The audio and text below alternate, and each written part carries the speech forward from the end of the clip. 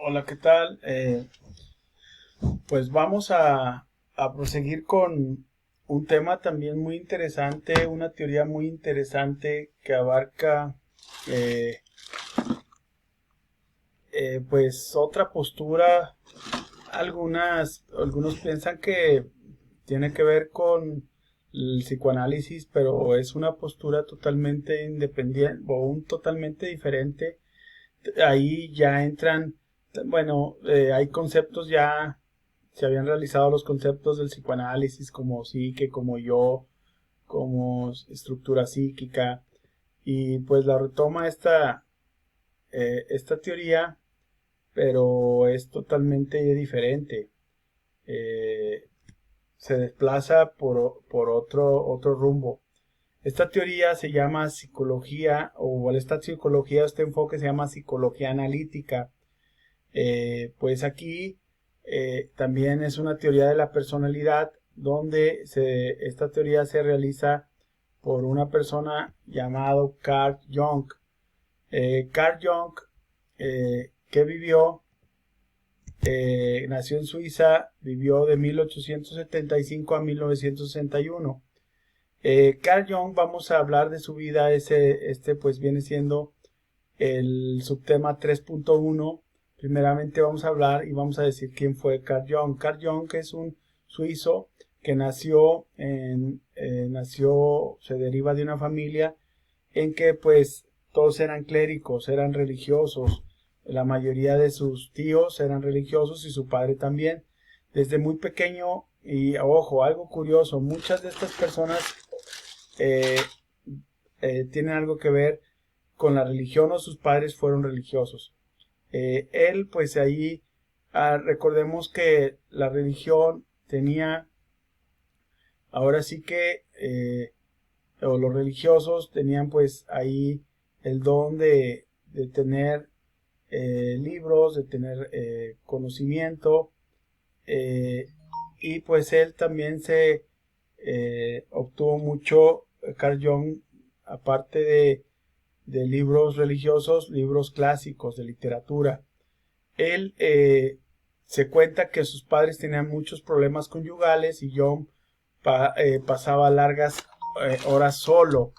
Esto lo que hacía pues era un solitario. John dicen que desde niño fue muy solitario y lo que tuvo de amigo era un juguete de madera, el cual él lo realizó y se dice que era su amigo y era la figura en la que, o la persona, o que fantaseaba que era una persona con la cual jugaba y podía huir de sus padres y de los problemas. El pequeño Young evitaba deliberadamente a otros niños y estos lo evitaban a él. Él describió su niñez solitaria y nos dice que el patrón de mi relación con el mundo estaba prefigurado. Hoy igual que entonces soy un solitario. Él lo comenta así en sus biografías. Jung no era muy dedicado en el estudio. Dejó el estudio por 6 meses, por lo que el cual los padres lo reprimió. Al reprimirlo, Jung, pues ahora sí que le dio rabia, le dio ímpetu esa represión y regresa a la escuela de una manera pues más dedicada. Entonces aquí él más adelante escribiría que esa experiencia le enseñó mucho acerca de la conducta neurótica, pues salirse de la escuela. Admitió que había arreglado la situación a su conveniencia para no asistir a la escuela y que al no darse cuenta se sintió furioso y avergonzado. Jung decidió estudiar medicina en la Universidad de Basilea y optó por especializarse en psiquiatría. Aquí Jung era una persona muy solitaria que pues no le gustaba tener relaciones y también por eso yo creo que fue muy difícil adaptarse a la universidad.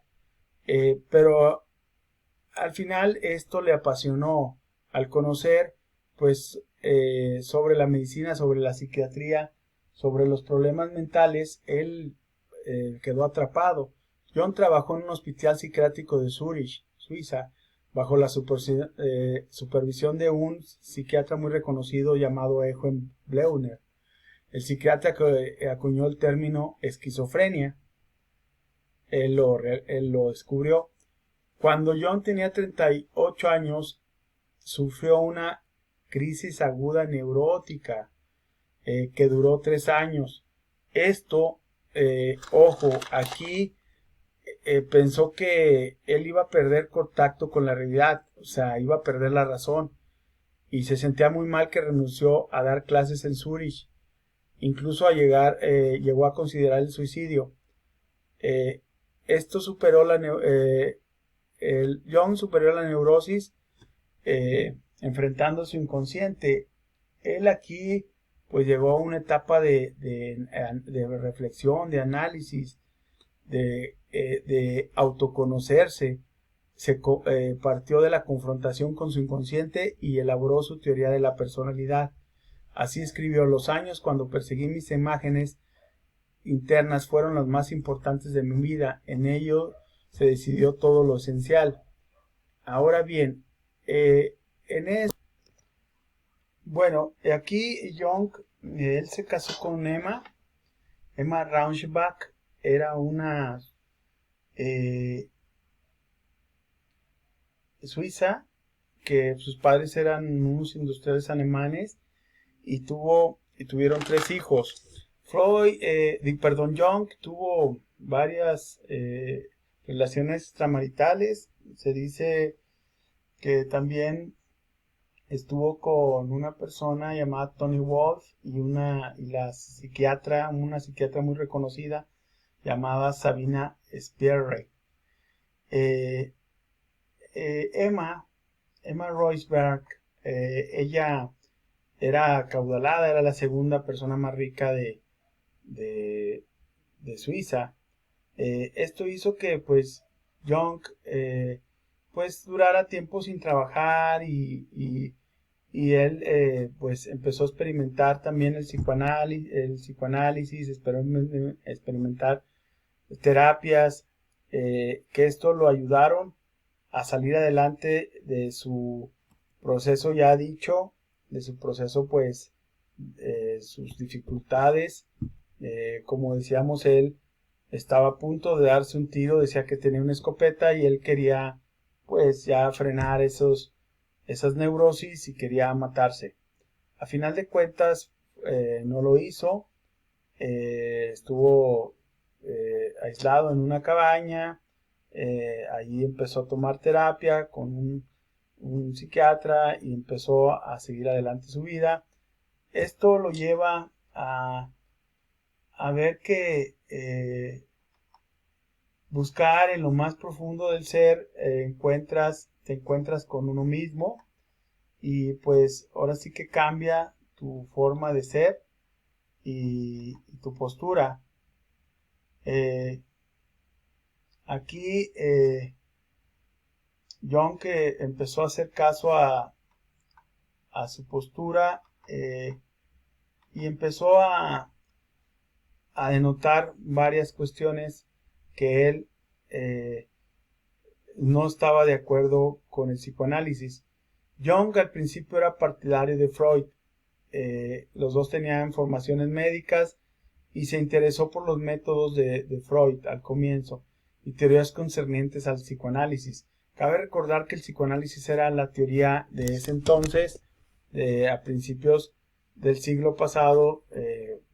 Era pues ya para 1910, 1915, era una teoría pues que había desatado mucha polémica y era una teoría extraordinaria. La relación entre Jung y Freud fue fructífera. Jung admiraba el trabajo de Freud y lo apoyó en los ensayos profesionales que desarrolló. De hecho, el primer encuentro que tuvieron duró 13 horas. Dicen que duró 13 horas y ellos platicando los intereses de la psiquiatría. Sin embargo, en 1914, debido a discrepancias teóricas, determinaron su relación y Jung formuló su propia teoría de la personalidad. Vamos a ver que propuso una explicación nueva y elaborada de la naturaleza humana, muy distinta a la teoría psicoanalítica, y la llamó psicología analítica. Algo parecido, ¿no? Una es psicoanálisis y otra es analítica. Su primer punto de desacuerdo con Freud fue el papel que desempeña la sexualidad. Jung amplió la definición freudiana de líbido y la replanteó como una energía psíquica más generalizada que abarca el sexo, pero no se limita exclusivamente al sexo. Habla de otras cosas. El líbido no nada más proviene de puntos sexuales o placenteros, sino ahorita vamos a explicar más adelante esto.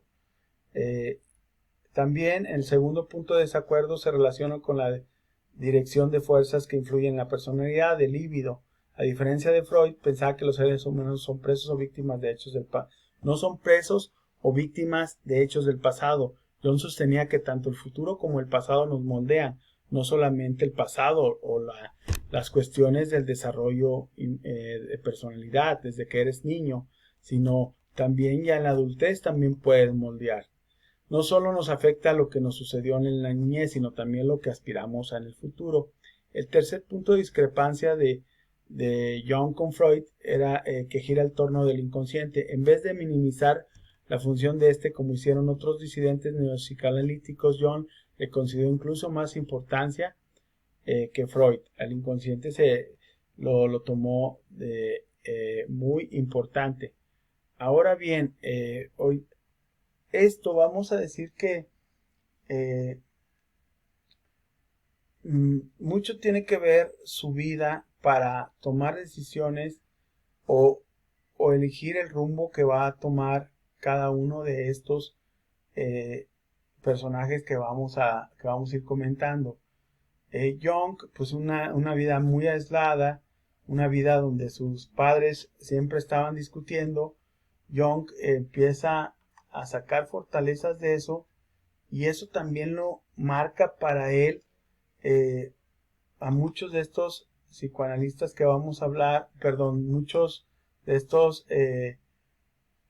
personas que vamos a hablar son psicólogos o fueron psiquiatras o psicólogos, hicieron estas teorías en base a lo que ellos vivieron. Y vamos a ver que Jung es uno de ellos. Y de ahí vamos a ver puntos o detalles de su teoría psicoanalítica en base a su vida. Pues por el momento hemos terminado y vamos a hablar del inconsciente.